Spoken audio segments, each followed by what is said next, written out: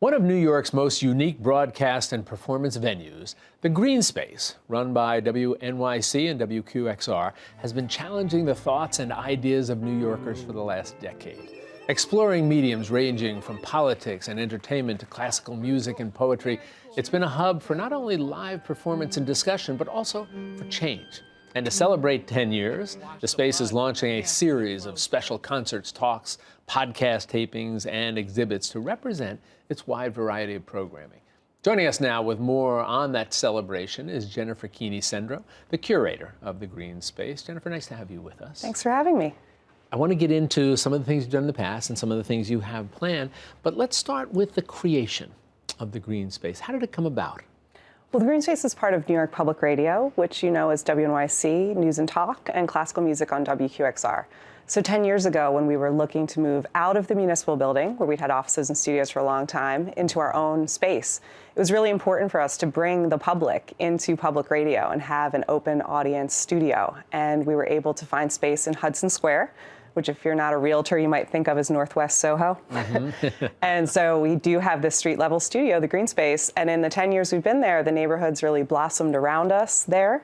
And we've been making a mix of live journalism and art for all New Yorkers, and everyone brought together just by the power of storytelling, and through story that we can create art and we can create a more beautiful world around us. Talk about the physical space there and what you were able to create.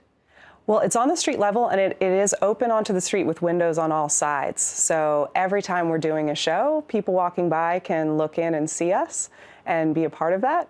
Now, of course, if you want to come in, you do need to get a ticket. Right. But we keep our tickets really accessible, too. And everything we do is less than $20. A lot of our events are free. And we also live stream almost every program online and put that video on demand on our website later. So you can walk by and see us, you can come in and see us, you can check us out online, and sometimes you can even hear us on the radio. Let me talk a little bit about some of the things you have planned, because in the introduction I talked generally about some things that have been done. But let's talk about some of the things that you have planned here. I was struck by one of them, and this is something that probably didn't exist 10 years ago, and that was the notion of podcasts. Tell me about some of the podcasts that you plan to do. Yeah, so like I said, we're part of New York Public Radio, so we're part of WNYC, News and Talk, classical music from WQXR. We have a podcasting studio, WNYC Studios, and Gothmist is also part of the New York Public Radio family now. So we draw inspiration from all of these things. And we're a real hub for podcasting, which, you're right, was definitely not part of the picture for anybody 10 years ago, but it's blossomed. And so we do podcast events every week in the Green Space. We do live tapings, we do pilots, we do listening sessions, we do workshops where people can come in and learn. We were the incubator for WNYC Studios' festival called Work It, which is by and for women in podcasting. And so now that has moved on and up. We're in our 5th year, and we do that at different venues in New York and Los Angeles. That draws thousands of people each time we do it. But we do still keep that spirit in the Green Space. We have an event coming up this month where Kai Wright and Allison Stewart, who are hosts on WNYC, and Matt Katz, who's one of our reporters, will do a free workshop about how to do a great audio interview. So people can keep learning as well as seeing their favorite shows like Radio Lab on down to Little Independents doing their first program. Interesting, because I saw recently a statistic that said in the last year, the estimated some 50 million people in the U.S. listened to a podcast.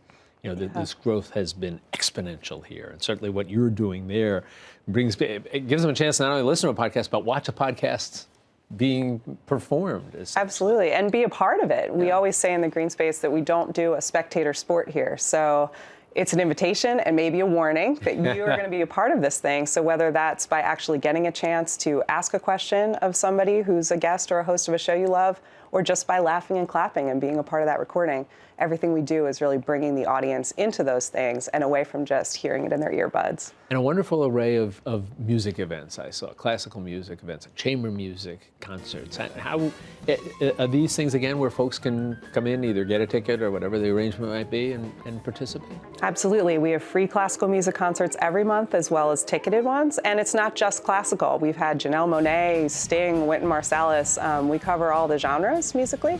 But because of WQXR, we get some really excellent classical musicians coming through. We just had Lang Lang in the space this week, who normally you would see at Carnegie Hall or a huge venue. Not in a small space in Hudson Square. Absolutely. And in the green space, you can be no more than 30 feet away. We're so intimate. It's only 125 seats. And then, as I said, not a spectator sport. Long Long took questions from the audience, including some little kids who were learning from his piano books at home. You also do conversations. Maybe that's the best way to characterize it. What is sort of the driving force behind this notion of let's bring some folks in to have a conversation, and let's allow some other folks to listen in on this? Well, we see our role as being a space where we can remix the voices of New York City so that the powerful and the powerless can be heard equally together in the conversations that we have. So there's something that happens live that you don't get in a closed studio, where there's a different kind of spontaneity because people are not fully scripted. There's a vulnerability because you're not going to get that edit later. And there's a way that you can really bring people into the process of making the conversation happen. And so that's what we do. We're not really a lecture book tour kind of stop. We're about that dialogue and putting that public in public media. It's just so important for that to be a two-way kind of conversation. So if you hear that we have Ethan Hawke coming to the green space, which he has done a few times, he's not going to just talk about his movie. He actually joined us once to kick off a really provocative series of conversations about race and identity. And we had Kevin Bacon come through and at some point pull a wad of cash out of his wallet because he was opening up about how he spends money and what he thinks about financially, not just as an actor and an artist. These are things that you don't hear usually in their interviews. Yes. We're all about, we think like journalists. We're looking for new, we're looking for unexpected combinations, we're looking to surprise the audience. Well, it's if folks out there don't know about the green space, they should. And I think after this conversation, I'm sure a lot of people are saying, wow, that sounds fascinating. I want to make sure I make a little journey down to this great facility for these great events. Jennifer, thanks for spending some time with us, and good luck in the next 10 years. Thank you. You be well.